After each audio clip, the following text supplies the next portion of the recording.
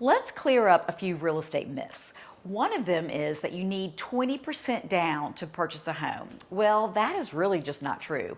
There are loans out there. The credit union has some first-time home buyer loans that are 100% down. And also there's loans called USDA, and that's for rural areas, that you can get a 100% loan. And in New Hanover County, that Castle Hayne qualifies for that. The next type of loan you could get is an FHA loan, and that's going to be 3.5% down. Now, with an FHA loan, you are going to pay private mortgage insurance for the life of the loan. However, if it gets you into the house, you could always refinance later if you wanted to a conventional loan when you own more or owe. Don't stop it. We're going to do it. I got this wrong before. This is my second time doing this.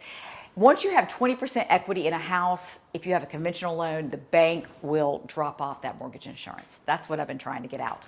All right, so the next type of loan would be a conventional loan, and that could be 3% down, 5% down, 10% down, let's say 12% down. You will pay private mortgage insurance. However, as the property appreciates, you can ask the bank to remove the PMI when you can prove that you do have more than 20% equity in the property. So just know that you don't only have to put 20% down. The next thing I want you to know is that some people are like, oh my gosh, I'm not going to buy until rates drop. Well, had someone said that in the 70s, they would have waited to the 90s before rates dropped again. So don't worry about the rate. You need to worry about what you can afford. So it's a matter of talking to a lender and seeing what your debts are, what your assets are, what a comfortable monthly payment would be.